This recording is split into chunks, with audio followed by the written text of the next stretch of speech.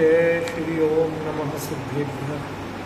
प्रणमीयूणजिलं वीरम् अनन्तवर्णाणदंसणसहावम् ओच्छामिलियं सारं केवली सुध केवली भणिदम्। यह नियम सार प्रमाणम है। इसमें गाथा नंबर 15 अपनी चल रही थी और इस गाथा में अपनी चर्चा तो पर्याप्त हो गई थी। एक चीज़ पर थोड़ा सा खुलासा चलना था। गाथा पढ़ लें पहले, फिर बताते हैं उसमें। रणरणयतिर्यसुरा पज्जायाते विहाव विधि भणिदा कम्मोपाधिवज्य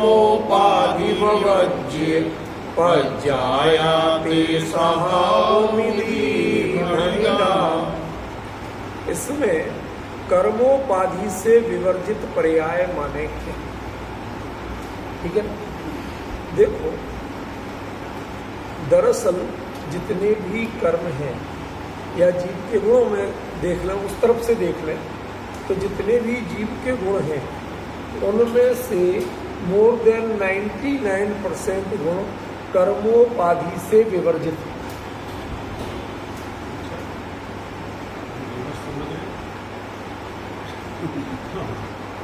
आप जरा शांति से विचार करो, अगुण लघुत्व गुण पे कौन से कर्म का प्रभाव होता है?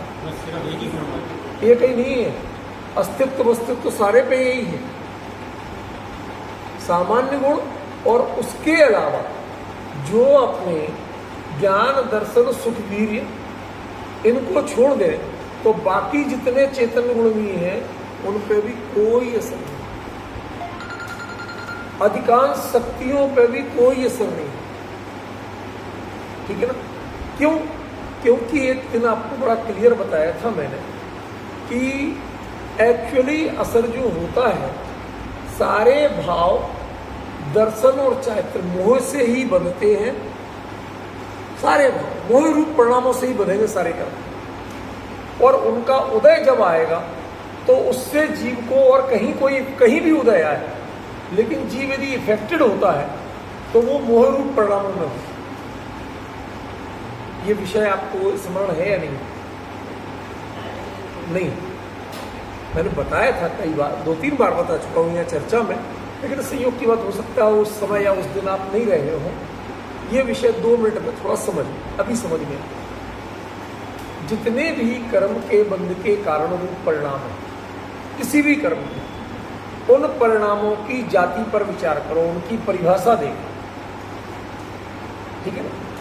उनकी जब परिभाषा पढ़ोगे या तो वो सारे ही परिणाम मोह रूप होंगे, या तो दर्शन मोह रूप, विपरीत मान्यता रूप, या चारित्र मोह रूप, काम क्रोध आदि रूप। इसके अलावा कोई भिन्न परिणाम, जैसे ज्ञानावरण दर्शनावरण का तो प्रदोष, निन्नव, मात्सर्य, अंतराय, आसादन, उपघात, ये सभी परिणाम चारित्र मोह के परिणाम,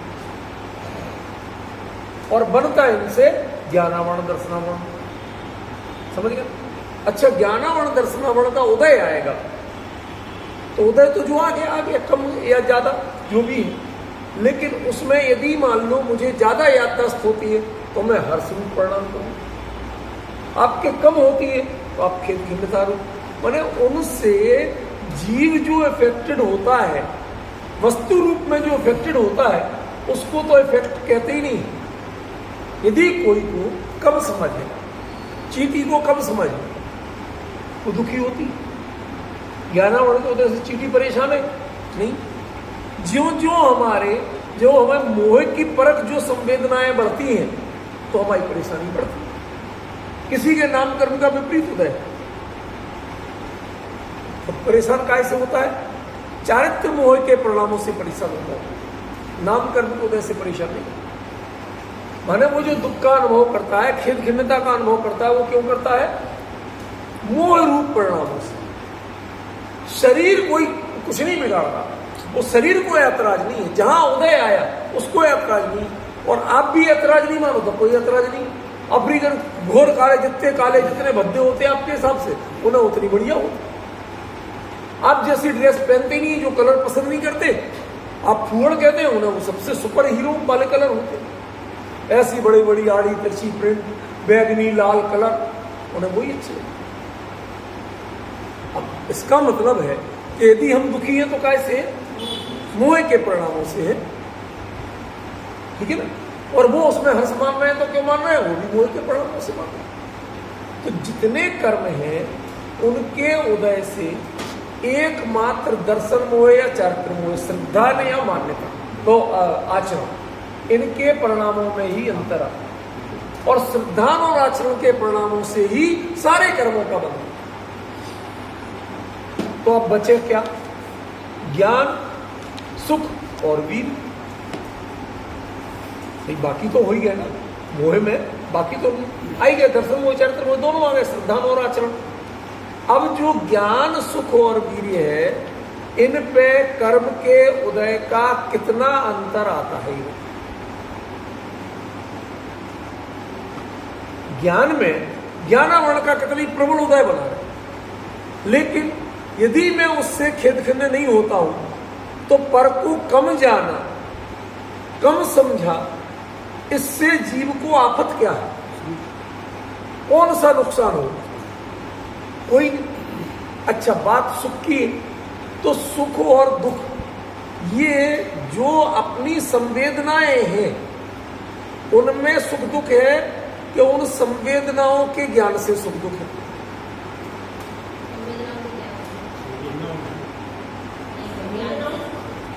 संवेदना माने जो कुछ भी घटित हो रहा है, आपको इंजेक्शन लगा, ठीक है ना, जब वो डॉक्टर सामने से दिखा के लगाता है, तो जब से वो तैयारी करता है तब से आपके कुछ कुछ आधी दर्द तो होने लगता, पूरा नहीं तो, ठीक है नहीं। और उसके पहले जो मसल्स कठोर, और जो अचानक पूरी ब्लेड लगे, तो उसके पहले की कोई वेदना होती है? कोई परिणामों में अंतर आता है, ठीक है ना। और कई बार लग भी जाए तो पता नहीं, उनको अक्सर कहते हैं काय से लग गई, कब लगी थी पता ही। ये घर गृहस्थी के किचन के काम करते कराते कब कहाँ छोटे मोटे कट छिल जाते हैं, वो से नहीं हो। तो क्या आप कहना चाहते हैं कि उसका जो वेदना नहीं होती होगी, उपयोग कहीं हुआ है, तो जहां उपयोग है उसका वेदना। उस समय खाना सही बन रहा कि नहीं बन रहा, नमक प्रॉपर डला नहीं डला, सारी चिंता वहां होती, उपयोग वहां है। तो आप कहें कि ये जो कटने में वेदना नहीं होती है, वहीं आत्मा का प्रदेश वहां भी तो है, तो वो वेदना का अनुभव उन प्रदेशों को हो रहा कि नहीं? नहीं, वो तो चेतन है तो करेंगे, लेकिन वो वेदना आपके परिणामों तक जो नहीं पहुंच पा रही, नहीं पता चल पा रही, वो क्यों? क्योंकि ज्ञानोपयोग वहां केंद्रित है। समझ गया? तो इसलिए सुख और जो वीर पुरुषार्थ, तो पुरुषार्थ किसे कहते हैं? पर की उठा पटक का नाम तो पुरुषार्थ है, ठीक है ना। शांत परिणाम, तो प्रशांत परिणामों से आप शांत बैठे हो, अब कैसे माने कि आप पुरुषार्थ कर रहे हैं या नहीं कर रहे? भाई जैसे भगवान विराजमान है ऐसे आप भी मुद्रा करके बैठ जाते हो राजकुमार, कभी कभी समय करने ऐसे बैठ जाते ना। अब हम कैसे माने कि राजकुमार जी आत्म ध्यान का पुरुषार्थ कर रहे हैं कि नहीं कर रहे? कोई थर्मामीटर बाहर नहीं जानेगा तो कौन? इनका ज्ञान या केवली का ज्ञान, दो ही जानेंगे, तीसरा जानने वाला। उसको वो पुरुषार्थ को भी जानने वाला कौन है? ज्ञान है, समझे ना। इसलिए खरेखर तो एक जो मोह रूप परिणाम है, जो चारित्र और दर्शन मोह, जो मन श्रद्धा और चारित्र नाम का जो गुण है, सारी कर्म की उपाधियां इन पे ही लागू होती हैं और किसी पे लागू होती है, ठीक है।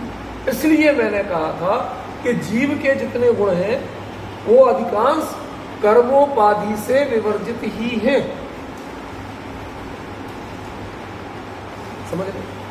गुण कर्मोपाधि से विवर्जित है तो उनके पर्याय भी कर्मोपाधि से विवर्जित है। तो क्या वो स्वभाव है? कहते जिन पे कर्म की उपाधि लागू पड़ती है वो कर्म की उपाधि से विवर्जित हो तो कुछ फायदा है, और नहीं तो अभी हमारे यहां 10 लक्षण में एक सुंदर घटना हुई, सुंदर माने मनोरंजन। मैं और एक सज्जन और है, हम रोज नित्य नियम प्रक्षाल पूजन में रहते, कोई आपातकाल छोड़ के रहते ही रहते, करते ही करते हैं, उसमें कोई कंडीशन नहीं, किसी का बहाना नहीं, किसी से पूछना नहीं, किसी को बताना नहीं। अब 10 लक्षण के दिनों में समाज के लोगों को प्रेरित करने के लिए मैंने कहा भाई आज कोई संकल्प, कुछ लोग तो ऐसा संकल्प लोग जो रोज कम से कम सप्ताह में एक दिन प्रक्षाल पूजन के लिए आएगा। तो वो हमारे साथी बोले हाँ हाँ हाँ, अरे बैठ जाओ नीचे। तुम रोज वाले हो, तुम घटने की बात कर रहे हो कि बढ़ने की? ये मैंने जो आह्वान किया वो बढ़ने के लिए किया क्या घटने के लिए किया? तो जो नहीं करते हैं ये उनके लिए है ऑफर, इसमें प्रशंसा उनके लिए की जा रही है। तुम यदि कहोगे तो तुम्हें डांट पड़ेगी उल्टी, ये लोग कहेंगे तो इनकी तालियां बजेंगी, और तुम कहोगे तो डांट पड़ेगी। अब अंतर समझ में आया? तो जिसकी जाति स्वयं में परिणामों की उन्नत हो उसको तो कहा नहीं जाए, जो कर्मोपाधि से पहले ही विवर्जित हैं उनको तो कहा नहीं जाएगा। तो जो श्रद्धान और चारित्र नाम के गुण की परिणतियां जो कर्म की उपाधि से प्रभावित, अब यहां पर भी कहने में डर लगता है कि प्रभावित होती है, ये मानता है, फील करता है, नहीं तो उसी समय कर्मोपाधि से प्रभावित नहीं। भाई एक चीज बताओ, पार्श्वनाथ के उपसर्ग आया था, वह कर्म का उदय था कि नहीं था? और वो कितने प्रभावित हुए? कुछ नहीं। सच बताओ, उस उपसर्ग से परेशान कौन हुआ? धनेन्द्र पद्मावती परेशान हुए थे खाम खाम, जिन पर उपसर्ग हुआ वो परेशानी नहीं हुए। समझ गए? ये अब आप हंसने की बात किस पे है? बेगानी शादी में अब्दुल्ला दीवाना। अरे तुम जबरदस्ती हैरान परेशान हो रहे। जो स्वधर्मेंद्र 5 कल्याणकों की व्यवस्था कर रहा वो हैरान नहीं। बताओ हुआ कभी आया स्वधर्मेंद्र किसी उपसर्ग निवारण कर? क्यों? जानता है वस्तु स्वरूप, समझता है ये इनकी साधना का पार्ट है, ये इनकी कर्मों की निर्जरा का मार्ग है, हो रहा है, होने दो। समझ गए? इससे इन्हें विचलित होना ही नहीं है। जब विचलित ही नहीं होना, परिणामों में विक्षोभ ही नहीं होना, तो कर्म का उदय करेगा क्या? देखो इसलिए आचार्य ने शब्द बड़ा सुंदर दिया, कर्मोदय विवर्ज्य नहीं कहा, कर्म की उपाधि से विवर्जित। सच बताओ, उपाधि आप लेते हो या आपको मिलती? मिलती नहीं है, लेते हो। अरे कोई कुछ भी देता है, अकड़ता कौन है? मैं अकड़ता हूं, मुझे फला उपाधि में। अब आप डिफरेंस समझ रहे हैं इसमें? उपाधि देने वाले के लिए दोष नहीं है, लेने वाले के लिए दोष। आधि व्याधि उपाधि तीनों दोष कहे जाते हैं। यदि आप किसी के लिए गुणानुवाद करते हो, प्रशस्ति देते हो, वो दोष ही नहीं है। दोष कहां शुरू होता है? लेने में। अरे सत्य को कम से कम सुनो तो सही, विचार तो करो सही। ये उपाधि देना अपराध नहीं है, समझ गए ना? आप 3 लोक के नाथ के गुणानुवाद करते, 1008 नामों से गुणानुवाद करते, समझ गए? उनको यदि वो लेने लगे, देखो मेरे 1008 नाम है, तो मैं है गई भैंस पानी, अब वो पूज्य नहीं रह गए। तो उपाधि तो स्वीकार करना, फील करना कि ये हाँ मेरे। ऐसे ही कर्म का उदय आए, उससे रहित होना, तो कहते आत्मा सदा काल कर्म के उदय से रहते। वो श्रद्धान और चारित्र गुण भी उनमें घुसा नहीं कर्म का उदय आज तक। वो तो उन्होंने उसको उपाधि के रूप में स्वीकार किया। अरे ऐसा हुआ माने मेरा है। कहीं पर कोई घटना हो, यदि आपका कोई वहां रहता है, सबसे पहले भाई साहब फोन लगाओ, पता कर ठीक ठाक तो है ना? क्यों? और रावलपिंडी में हो जाए कुछ, न्यूज चल रहा तो गायब जान रहा क्या हो रहा। अब आप डिफरेंस समझ रहे नहीं समझ रहे। ज्ञान का विषय बनना ये अपराध नहीं है, उसे आत्मसात करना, ओढ़ना, स्वीकार करना, उससे जुड़ना, वो। तो कर्म का उदय तो अनादिकाल से है जी, लेकिन वह उदय श्रद्धा और चारित्र गुण की पर्याय में घुसा नहीं आ सकता। समझ गए ना। भले ही उनसे संबंध रखते हैं, वो ही प्रभावित होते हैं, लेकिन वह उदय की इतनी सामर्थ्य नहीं है कि वो इनके परिणाम में घुस जाए, कान पकड़ के प्रभावित कर ले, ऐसी सामर्थ्य। यदि आपका ज्ञान उस समय जागृत है, सावधान है, तो इनका कितने ही उदय आए कुछ नहीं कर सकते। समझ रहे आप। इसलिए आत्मा कर्म उदय से विवर्जित तो है, लेकिन कर्म उदय से विवर्जित सदा काल है। इसलिए आत्मा को स्वभाव, वो उस चीज को स्वभाव नहीं करता। कर्म की उपाधि से विवर्जित हुए तो पर्याय को स्वभाव पर्याय का, वरना स्वभाव विभाव का भेद ही नहीं बनता, सब स्वभाव ही रहते।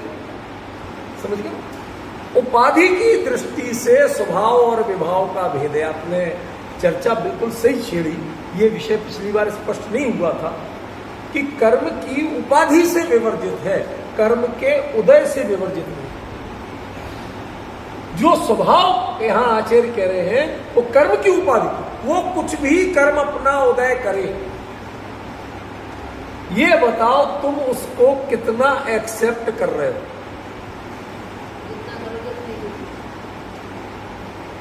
छोटे बच्चे होते हैं, उनको किसी बात से चिढ़ाओ, वो चिढ़ते हैं, समझ गए।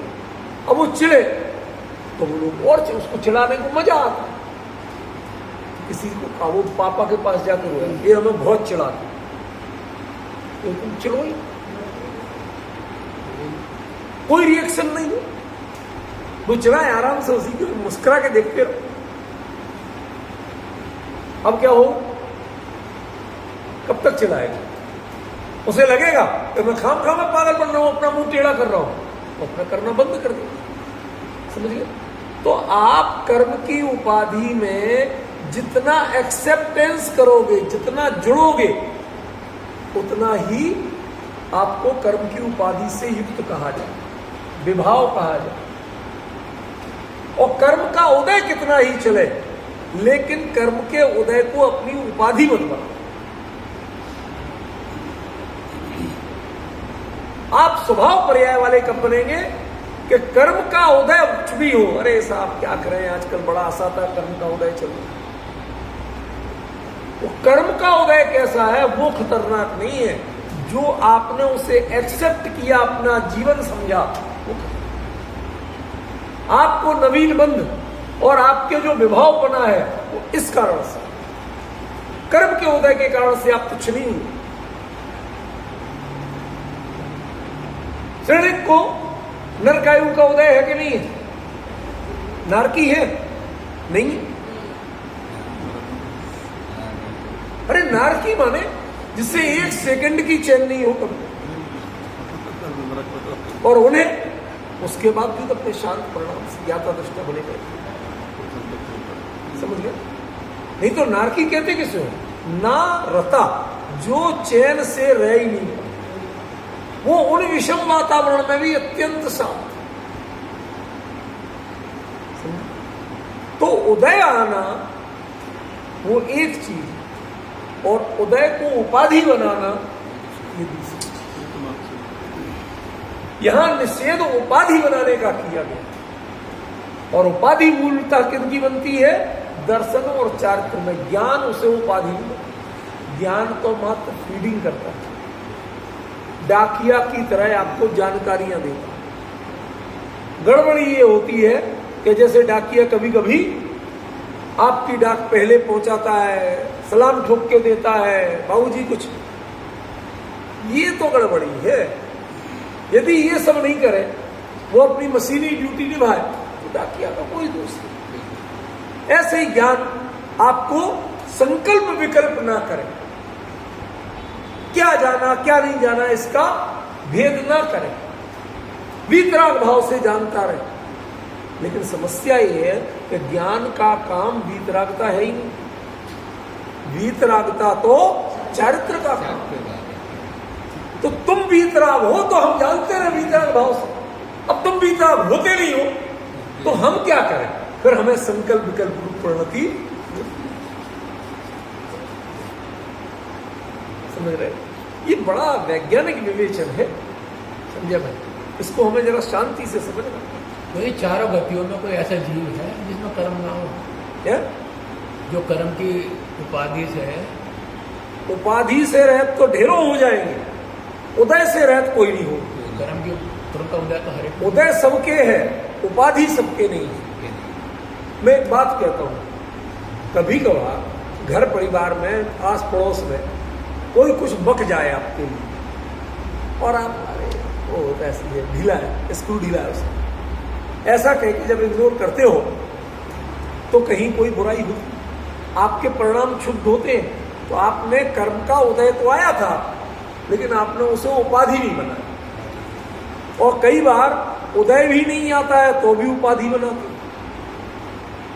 बताओ संजय भाई, प्रमाण दो। हर कोई व्यक्ति सोचता है, अब मैंने ये काम शुरू किया, किस प्लानिंग के साथ शुरू किया, अब इसके बाद ये होगा, उसके बाद मैं ऐसा करूंगा।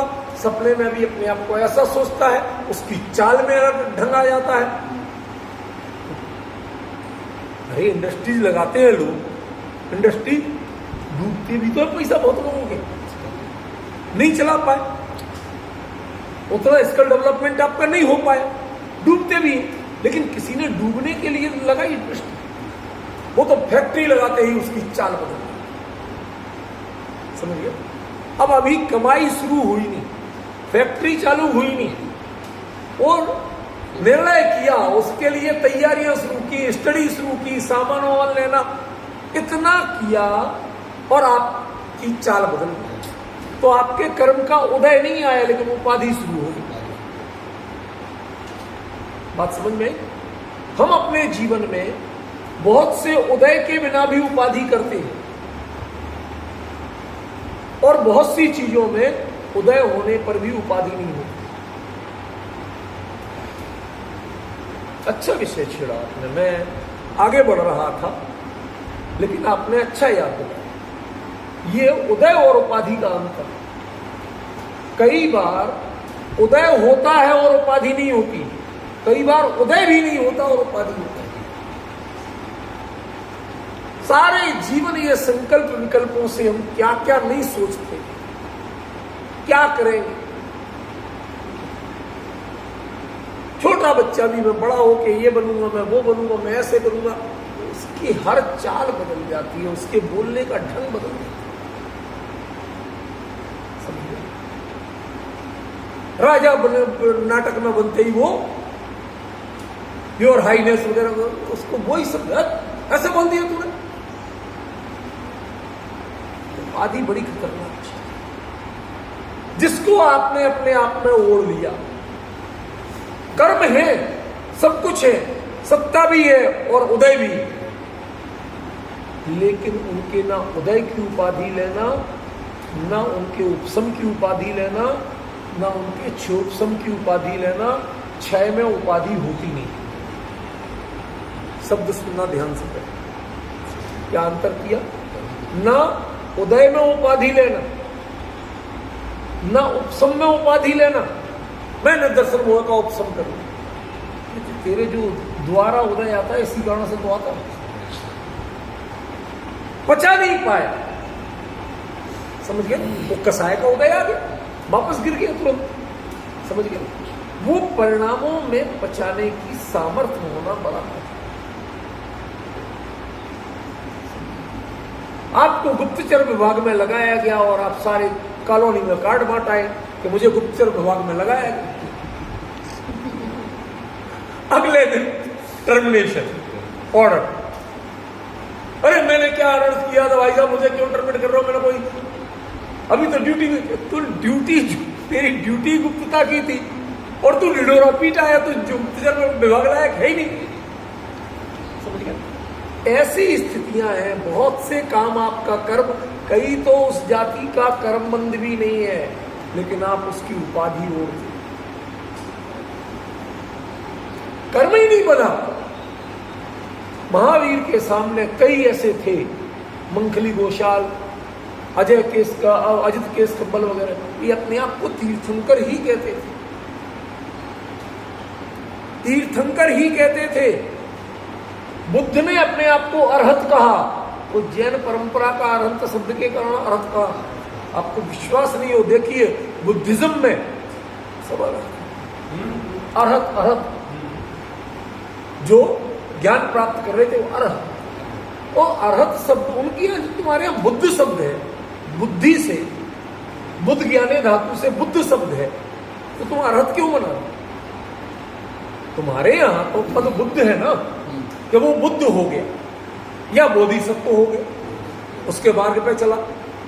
तो जब तुम्हारे यहां बुद्ध और बोधिसत्व के कॉन्सेप्ट है, तो तुम अरहत क्यों ना? और जब बुद्ध से ही धर्म शुरू हुआ था, तो उनके पहले 24 बोधिसत्व कहां से आए? खुद बताओ, उसके बुद्ध के पहले बुद्ध धर्म था क्या? नहीं था। कहीं कोई नाम निशान, इतिहास, प्रचार, कोई अस्तित्व कुछ नहीं था। तो बोधिसत्व, उनके पहले 24 बोधिसत्व जिन्होंने उस बुद्ध धर्म का पालन किया और ये सब किया, वो आए कहां से? ये तुम्हारे जैनों में 24 तीर्थंकर होते हैं, तुम्हारे यहाँ 24 अवतार हो गए, इनके 24 बोधिसत्व हो गए। मुझे किसी ने बताया कि वो मुसलमानों में 24 पैगंबर हो, तब 24 ही क्यों मिल रहे? मुझे समझ में नहीं आता। भाई कोई चीज पहले से स्थापित है तो सब उसकी कॉपी करते हैं, तो ये कॉपी पेस्ट मारे हुए लोग हैं। समझ में? अब कह सकते हैं साहब, हो सकता है आपने किया हो, हम मान लेते हैं हमने किया हो, अब प्रमाण दो तुम कि तुम पहले से थे तो हम मान लेंगे हमने कॉपी पेस्ट किया। हमें कोई झगड़ा थोड़ी है, कोई पूर्वाग्रह नहीं है। लेकिन एक सिद्धांत जानना कि जब कोई कॉपी करता है तो जो पहले से ओरिजिनल चीज होनी चाहिए तब कॉपी हो, ओरिजिनल के बिना कॉपी नहीं। आप कॉपियर मशीन में ऊपर कुछ रखे नहीं और कॉपी का बटन दबाएं तो कोरी कागज निकलने वाला, उसमें कोई कॉपी निकलने वाली नहीं। समझे? ओरिजिनल तो लगाना पड़ेगा। कॉपी ओरिजिनल जैसी निकल आएगी इसकी कोई गारंटी नहीं है, लेकिन उसके बावजूद यदि उस जैसी भी निकले तो भी वो ओरिजिनल लगाना पड़ेगा। तो जो 24 तीर्थंकरों का कॉन्सेप्ट है, जो अरहत का कॉन्सेप्ट है, वो कॉन्सेप्ट लेके ही दुनिया के अधिकांश धर्मों ने, अधिकांश मान्यताओं ने बात की। तो मैं आपको ये बताना चाहता हूं कि जो यहां पर कर्मोपाधि से विवर्जित की बात है, वो कर्म की ये उपाधि आपने अपने आप को मान लिया, हम भी ऐसे ही तीर्थंकर मान लिया। समझ गए? क्या क्या नहीं माना।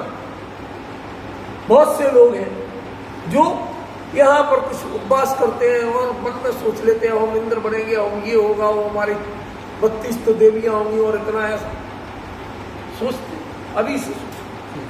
अभी से उतने भोग का बंदोबस्त तुम सोच रहे हम देव बनेंगे। देव क्यों बनते हैं? सराग संयम, संयम संयम, अकाम निर्जरा, बाल तप, ये देवगति के कारण। ठीक है ना? और आप क्या बांध रहे हो? परिणाम क्या कर रहे हो?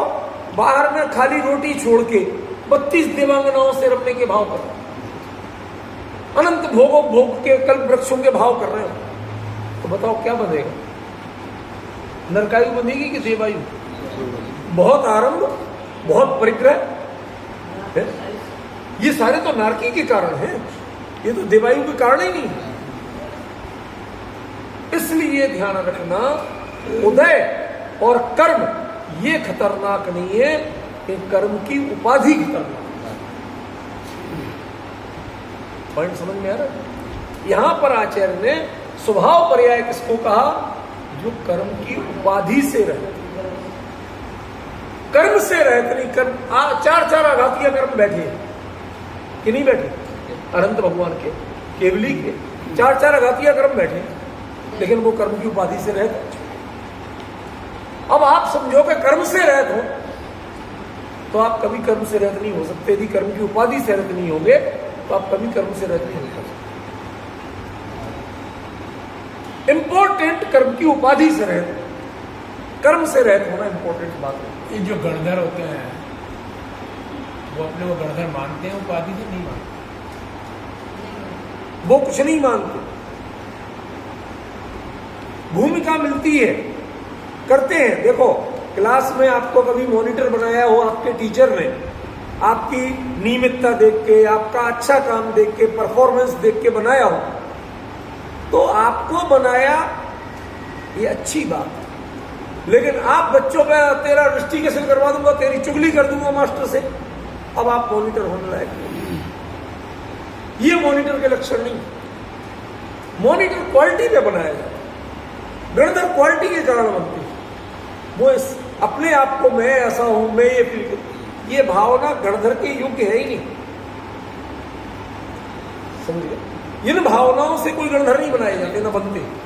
मान मर्दन होने के बाद ही तो गणधर होते हो ना, जैसे इंद्रपति गौतम को जो हुआ था वो। हाँ, तो ये सब चीजें हमें समझना पड़ेगी। हमारे दिमाग में अभी बहुत से विषय क्लियर ही नहीं, हम उनमें बहुत होच पोच किए बैठे, इधर की बात उधर, उधर की बात इधर, बहुत कंफ्यूजन।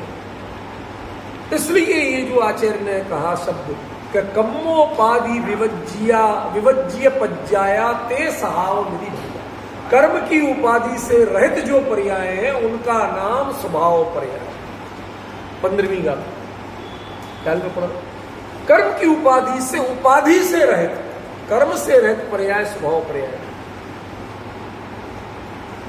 सिद्ध पर्याय क्या है कि वो भी यदि स्वभाव पर्याय है तो उपाधि से रहित होने के कारण है, कर्म से रहित होने के कारण नहीं है। क्यों? क्योंकि जो अनादिकाल से भव संसार में पड़े हुए जीव हैं वो भी कर्म से रहित ही हैं। कर्म आत्मा में प्रवेश नहीं किया, कर्म का बंधन कर्म में हुआ था, आत्मा में नहीं।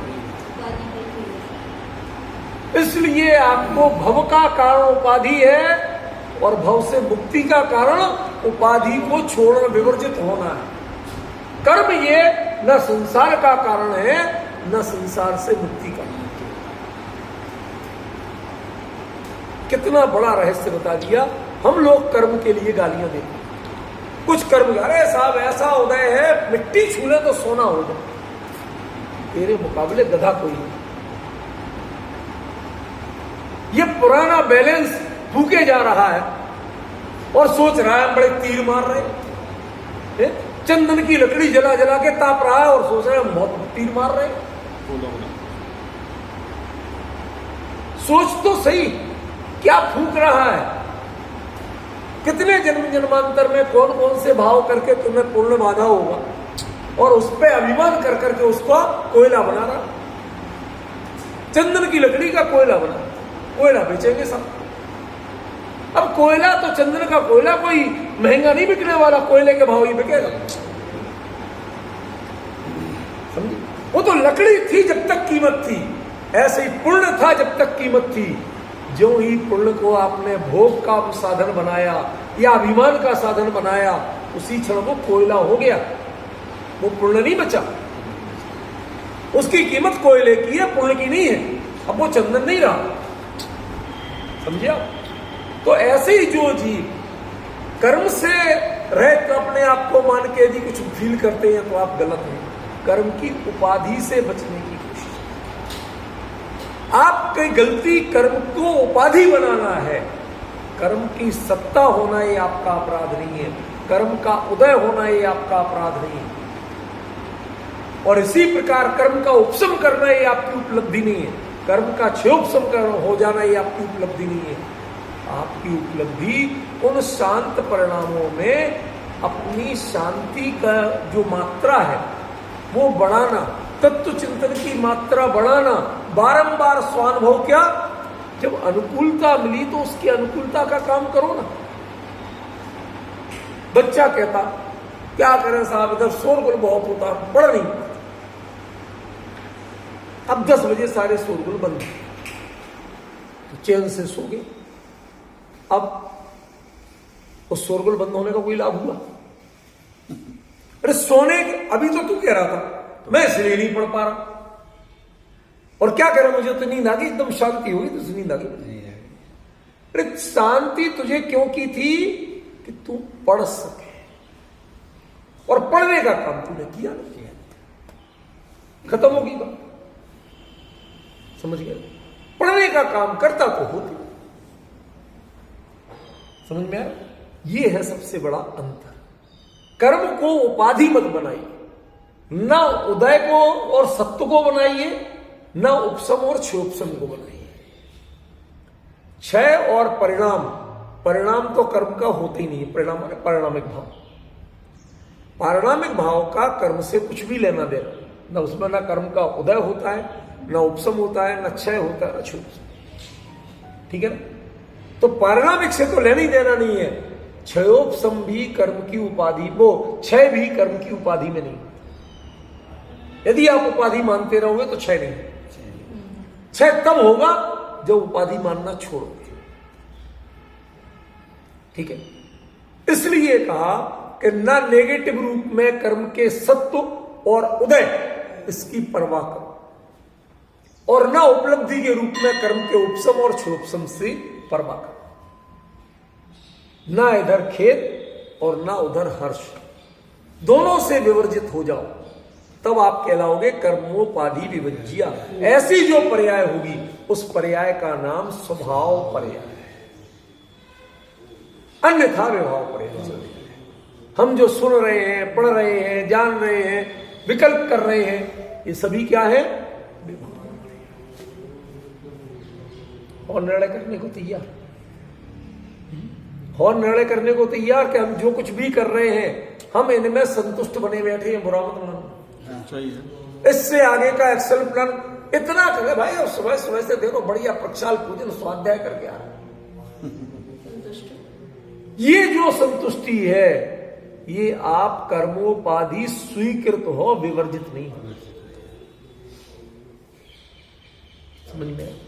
कर्मोपाधि से विवर्जित बनना है तो आपको इनसे नितांत तक प्रभावित बनना है।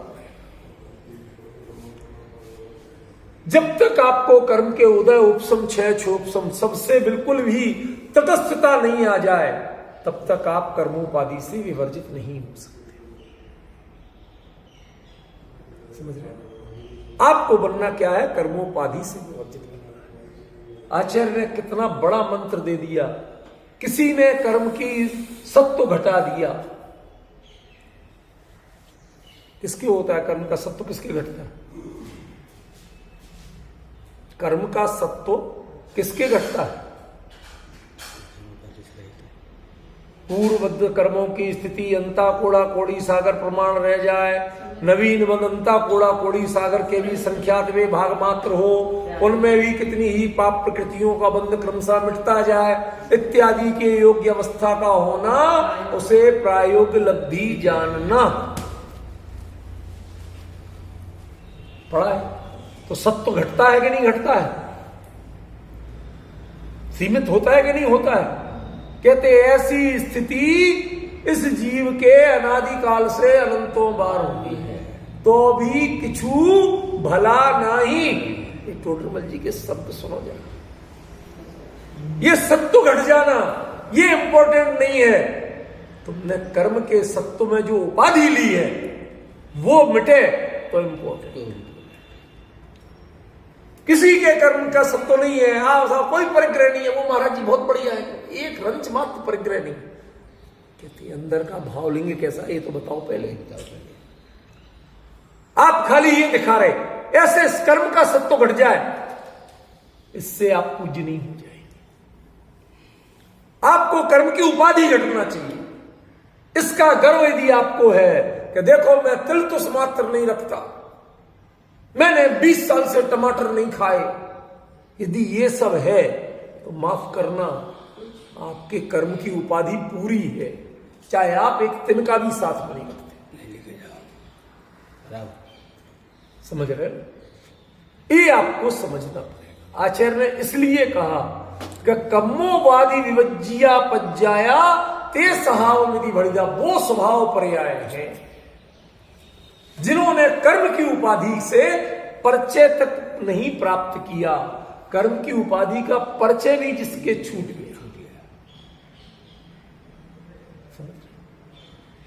क्यों?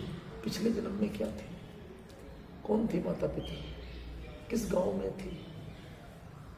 अच्छा थे कि नहीं थे बताओ? थे तो पक्के, अब भूल गए, इसको विवर्जित नहीं कहते, इसको विस्मृत कहते। ठीक है ना? चोप सबको नया विषय मिल गया, उसने पिछला छोड़ दी। आपने बच्चे ने ब्लेड पकड़ा था, आपने उसे पेड़ा पकड़ाया, उसने ब्लेड छोड़ दिया। इसको विवेक नहीं कहती है। समझ गए? इससे बच्चा समझदार नहीं होगी।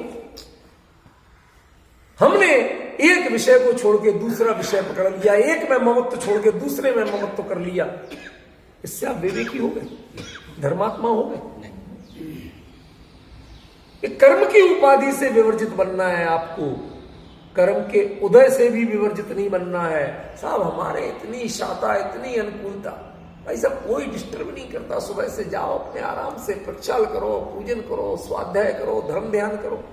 जब आओ सो ऐसे भले लोग हैं, शुद्ध सात्विक खाना बड़े प्यार से बिठा के खिला देते हैं। कभी आज तक मांगना नहीं पड़ा, विकल्प नहीं करना पड़ा, तैयार थाली मिलती। उसके बाद शांति से जाते हैं, अपना जाप पाठ करते हैं, नाम दुकान सब छोड़ रखा। क्या है? 24 घंटे उपाधि समारत मन में तो है ही। उसके उदय की अनुकूलता को आपने अपना सौभाग्य मान रखा है, कर्म के उदय की प्रतिकूलता को आपने अपना दुर्भाग्य मान रखा है। इसी का नाम तो उपाधि है। कहते स्वभाव रूप में आपकी पर्याय कब होगी कि जब ये उपाधि छूटे। आप संयोग छुड़ाना चाहते, उपाधि नहीं छुड़ाना चाहते। आचार्य ने कहा आप उपाधि छुड़ाइए, संयोग मिटाने की कोशिश मत कीजिए। समझ में आई? जितना चाहे कोशिश कर लो। क्यों? एक आदमी कोई गलत काम किया, उसके सारे शहर में पोस्टर लगे, अब उसे वो पोस्टर सारे रात भर जा जाके रगड़ रगड़ के धो धो के निकाल के सब मिटा दे, तो वो सही हो जाएगा। अरे तू यदि साधु बन जाए, तू यदि साधना के मार्ग पे आ जाए, संयम के मार्ग पे आ जाए, तो लोगों वो शहर से पोस्टर तो कब निकलेंगे, तो लोगों के दिल तक से निकल जाएंगे। कोई उस रूप में आशंका नहीं करेगा। इसलिए आप बाहर की निशानियां मत मिटाओ, आप अपने मन की निशानियां मिटाओ। उसका नाम है कर्मोपाधि से विवर्जित पर्याय, उसका नाम स्वभाव पर्याय। ये बड़ा गंभीर विषय था। मैं ही थोड़ा सा जरा सा स्लिप कर गया।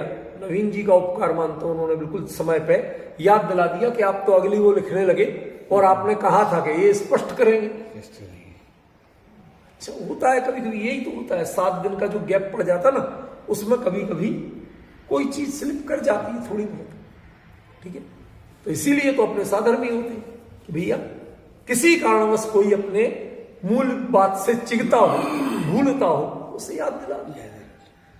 ठीक है, तो ये विषय काफी अच्छा स्पष्ट हुआ। अब अपना आगे ले थोड़ा सा, ये जो लिखा था मानु साधुवी अप्पा, अगली गाथा लीजिए। मानु साधुवी अप्पा कम्म मही भोग भूमि संजादा, सत्य विहारे रैया णादव्वा पुड़ विभेदेन।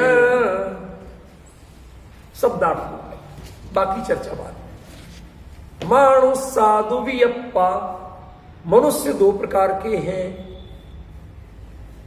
कौन कौन? कम्म मही कर्म भूमि, भोग भूमि संजादा, और भोग भूमि में उत्पन्न। सत्य विहाणे रैया, नारकी 7 प्रकार के हैं।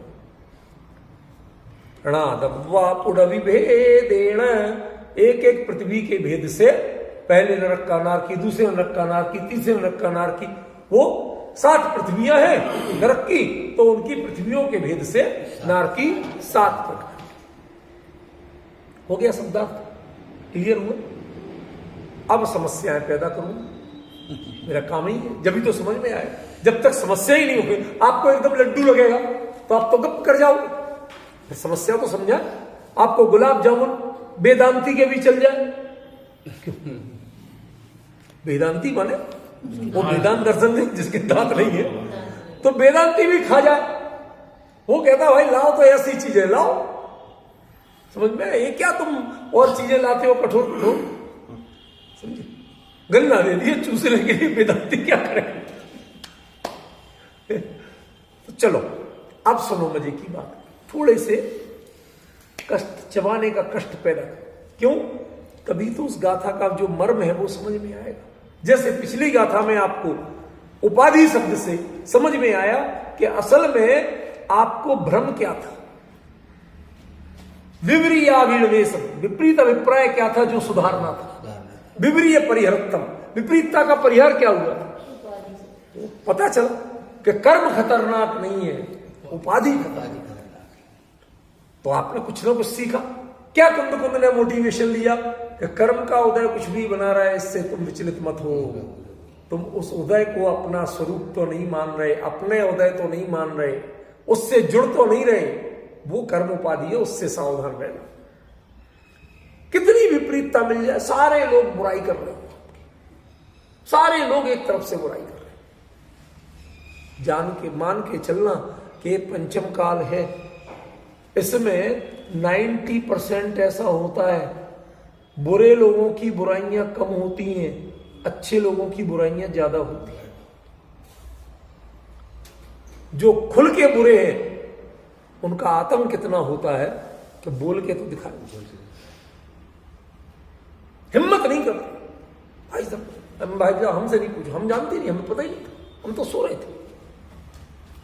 किसी भी अपराध को देखा हो, चश्मदीद हो, मैं तो सो रहा था, मुझे तो पता ही नहीं, मैं तो था ही नहीं। क्यों? क्योंकि आतंक है उसका, बुराई का आतंक है।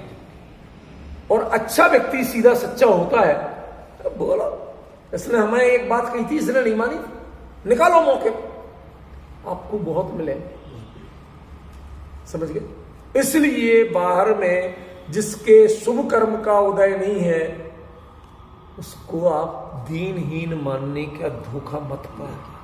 कोई जरूरी नहीं कि आपके बहुत पुण्य का उदय हो पुराना और उससे आपकी वाहवाही हो जाए, कोई जरूरी नहीं। आपको कर्म की उपाधि से विवर्जित ही रहना है। ये आपकी साधना के मार्ग का सबसे बड़ा सूत्र। 84 पहाड़ लिखे, ये आपके लिए जरा भी उपलब्धि नहीं है, ये आपका गौरव नहीं है। यदि गौरव मानोगे तो आप कर्म की उपाधि से विवर्जित नहीं। अब उतनी सब बात होने के बाद फिर प्रश्न उठता है कि जब जीव की 2 प्रकार की पर्यायें बताई थी, स्वभाव पर्याय और विभाव पर्याय, तो अब जो ये चर्चा कर रहे हो ये किसकी कर रहे हो? विभाव पर्याय की कर रहे हो या स्वभाव पर्याय की कर रहे हो?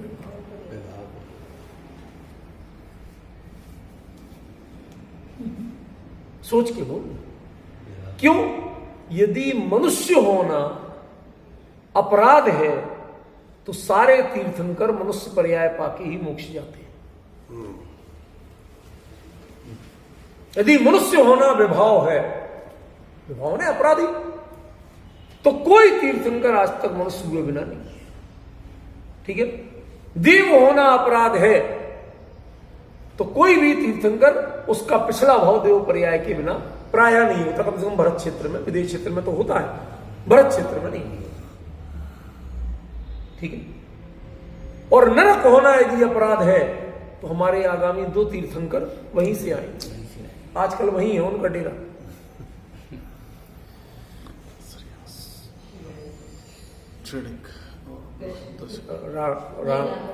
रावण भी समझ रहे? आप मत कहा करो। अरे ये नॉलेज के लिए तो इसमें तलवारें चल गई थी वहाँ पता दरियागंज में। अरे सब पता है यार, हम इसीलिए अपने ढंग से कह रहे हैं, ये लोग बोल रहे हैं जबरदस्ती, हम तो बोल ही नहीं रहे आपने कहा अपने वो नहीं, चर्चा। नहीं, तो ये तो हकीकत है इसमें अरे कोई ठीक है, हकीकत है तो अंदर जाकर छोड़ चले छोड़ अपन मैं इसीलिए उस बात को अवॉइड करता हूं। क्यों? हमें किसी का निषेध या विरोध करना, किसी को पीड़ा पहुंचाना, ये हमारा लक्ष्य ही नहीं। ठीक है ना? सुन, अब जो भी है वास्तविकता, उन गतियों में यदि वैसा है तो एक गति ऐसी है जिससे आके कभी तीर्थंकर नहीं बनते, त्रिंच। यदि तीर्थंकर नाम कर्म का बंध शुरू हो जाए तो तिरंज में नहीं जाएंगे। तो त्रिंच में नहीं जाएंगे, बाकी नरक में भी पहले से बंद हो गया हो तो जा सकते हैं। पहले तो रह सकते हैं ना तिरंज में, पहले बंद हो शुरू किया हो, नहीं बात। माने जब तीर्थंकर का एक कोई सर्टिफिकेट मिलने के बाद नहीं। क्यों? क्योंकि आपको छल नहीं आता। छल, माया, ये सबसे खतरनाक चीज है। समझ में आ रहा? ये माया की प्रवृत्ति ये इतनी खतरनाक है कि जिसका सीधे सीधे मोक्ष मार्ग से रिश्ता नहीं है। जो गारंटेड मोक्ष मार्गी है, गारंटी से भगवान बनने वाले हैं तीर्थन को, बाकी की तो गारंटियां कहीं नहीं लिखी होती। इसके तो 3 भाव पहले ही बनना शुरू हो जाए तो गारंटी है तीसरे भाव है कि नहीं? उनके लिए वो गति नहीं हो सकती। इसका मतलब जो माया के परिणाम है ये मोक्ष मार्ग के अत्यंत विरोधी, ये आत्म साधना के अत्यंत विरोधी, ये प्योर कर्मोपाधि रूप परिणाम है। आप उसी रूप में सारी तिकड़म सोचते हैं। यदि कोई इस उपलब्धि को, सांसारिक बातों को अपना स्वरूप न माने तो किसी से छल करने की कोशिश करेगा? क्यों करे? जब जा वसुधा काऊ की ना भई, ये भाव जिसके हो तो वो इसी प्रॉपर्टी, पैसा, पद, इनके लिए कोई छल करेगा? नहीं करेगा। अब मर्म समझ में आ रहा है क्या करें? अब अपन थोड़े से मुद्दे पे आए कि फिर इनको जब मनुष्य जो है, यदि ये विभाव पर्याय नहीं है,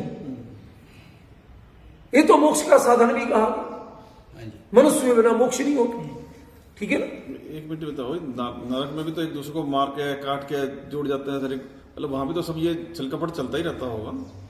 ऐसा है, प्रधान कसाएं चारों होती हैं, प्रधानता किसी एक की कही जाती है। जैसे मनुष्य गति में मान की प्रधानता है, इसका मतलब क्रोध, लोभ, माया नहीं है, ऐसा नहीं है। ठीक है ना?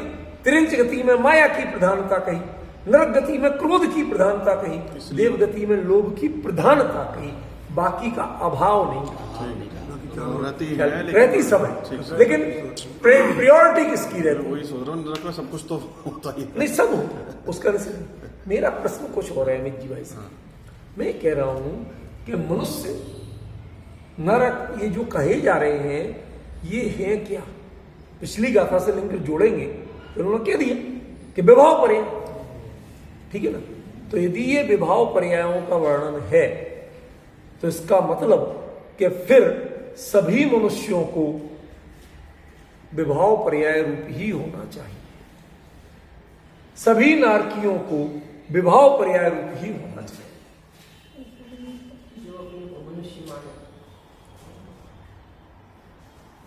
मैं हमेशा थोड़ा सा ढील देता हूं, डोरी ढीली करता हूं ताकि अपने सोचने की प्रक्रिया भी शुरू। मैं लगातार बोलता रहूं तो स्वयं सोचने की प्रक्रिया शुरू नहीं होती, फिर खाली सुने जाओ, जितना हो सके याद कर लो, सुने जाओ, याद कर लो, वहां कोशिश चलती है। तो मेरा उद्देश्य रहता है कि थोड़ा सा प्रयास कर पिछली गाथा से लिंक बिठाओ। इनका लिंक किस बात से, क्या कहना चाहती हैं? ये दरअसल ना स्वभाव पर्याय के भेद कह रहे हैं, ना विभाव पर्याय के भेद कह रहे हैं। ये जीव की ये दोनों परिणतियां कहां कहां होती हैं वो एड्रेस बता रहे हैं।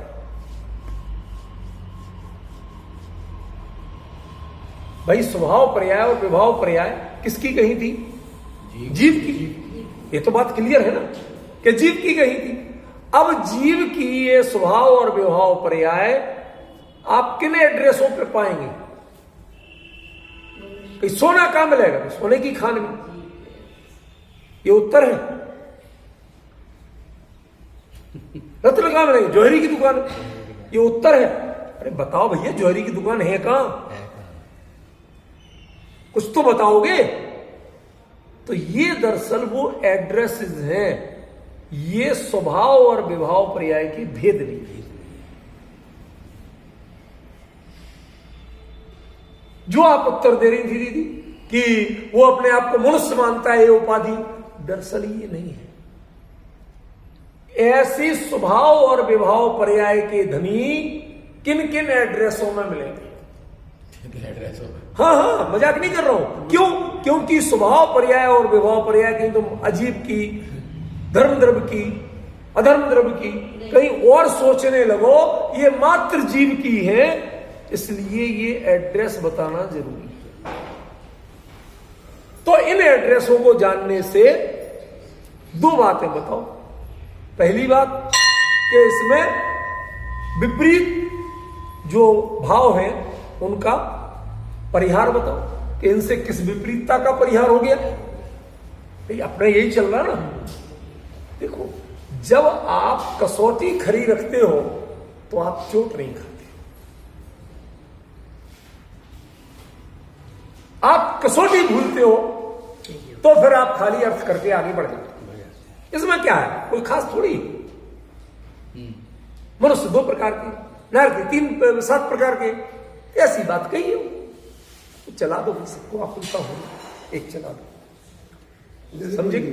मच्छर है ना, इसलिए चलो कोई बात, अब तो खत्म ही होगा। सुनो क्या कह रहे हैं वो समझ रहे हो? टाइम हो गया। वो समझने की कोशिश करो कि ये जो कुछ भी है स्वभाव और विभाव पर्याय वाले कहां कहां पाई जाती हैं, उनमें आपको जहां हो वहां आप निर्णय करें। हम प्रायः क्या कहते, मुमुक्षु कहेंगे, ये तो बात मुनिराजों पे लागू पड़ती। मुनिराज आजकल सच्चे नहीं होते। वो कहते कि मुमुक्षु सारे बिगड़े हुए हैं, एक व्रत नहीं करते। ये मनुष्य पर्याय तो व्रत के लिए मिली। हमने समझ लिया कि हमें व्रत की बात करनी ही नहीं है, हमें अकेले सम्यक दर्शन की बात करनी है, आत्मा आत्मा करना है। और वो कहते हम तो अकेले व्रत के अलावा बातें नहीं करेंगे, आत्मा क्या होता है, आत्मा फात्मा करते। ये जो बन गया है कि ये स्वभाव और विभाव पर्याय का निर्णय हम एड्रेसेस बता रहे, जो जहां हो वो वहीं अपने स्वरूप के बारे में निर्णय करेंगे। ठीक है ना? तो ये बात तो आसान हो गई कि मनुष्य 2 प्रकार के हैं, ये एड्रेस बताए। ये बात तो सरल है। तो आगे बढ़े, हो गया विपरीतता का परिहार। ये तो हुआ नहीं। क्या इसमें कुंद कुंद को कुछ मोटिवेशन मिल गया? तो वो तो मिलेगी। पिछली गाथा से लिंक तो आपने जोड़ दिया कि ये जीव की स्वभाव और विभाव पर्याय, ये स्वभाव विभाव पर्याय वाले कहां कहां पाए जा सकते हैं, तो उनने सारे एड्रेस बता दिया। ठीक है? ध्यान रखना, तीर्थंकर भले ही तिरंज गति में नहीं जा सकते, तीर्थंकर प्रकृति बंद होने के बाद, शुरू होने के बाद, लेकिन तिरंज गति के जीव सम्यक दर्शन और देश व्रत तक ले सकते हैं, उनमें कोई बाधा नहीं। इसलिए स्वभाव और विभाव पर्याय वाले तिरंज गति में भी कहे जाएंगे, देव गति में भी कहे जाएंगे। इस गाथा में तो मनुष्य तिरंज का नाम, नरक का नाम लिया, अगली गाथा में तिरंज और देव का नाम लिया है, उनके भी वर्गीकरण आएंगे। एक चीज सोचना, अभी उत्तर नहीं दे रहा हूं, आप सोचना, अगली बार जब चलेगा तो माथा घूम जाएगा, इतना बड़ा अंतर पड़ेगा कि इस गाथा में यदि आपने डेस्टिनेशन एड्रेस जैसी बात कर भी ली तो इतना जानने से किस विपरीतता का परिहार हो गया और कौन सा ऐसा मोटिवेशन मिल गया जो कुंद कुंद जैसे वर्धमान चरित्र के धनी महान आचार्य के लिए भी मोटिवेट कर सके, जो उनकी निज भावना का निमित्त बन सके, इंप्रूवमेंट का। विचार करिए, अगली बार उत्तर आएगा क्योंकि अभी हम यदि बात शुरू कर दी तो फिर कम से कम आधा पौना घंटा चाहिए, वो चल नहीं पाएगी, डिस्टर्ब हो जाएगी। इसलिए जानबूझ के छोड़ रहा हूं। इससे आपको एक और अभ्यास होगा। वो अभ्यास क्या होगा? आपको चिंतन का, जब आप मूल आचार्य के भावों से जुड़ने लगेंगे और इन दो कसौटियों पर कसना सीख जाएंगे तो धीरे धीरे अभ्यास करते करते इन गाथाओं का अर्थ स्वयं निकालने में समर्थ होंगे। मुझे मेरे आश्रित नहीं रखना है। मेरी इस चर्चा का एक ही लक्ष्य होता है कि हमारे साधर्मी जो जुड़ते हैं वो उतनी क्षमता में स्वयं को पाए, सक्षम बने कि वह ज्ञानियों के वचनों का स्वयं विश्लेषण कर सके। ख्याल में है? इसलिए आज लिखे तो थे, पर हां थोड़े बहुत काम आए, विशेष अगली बार काम आएंगे जब अपने को इसका विषय स्पष्ट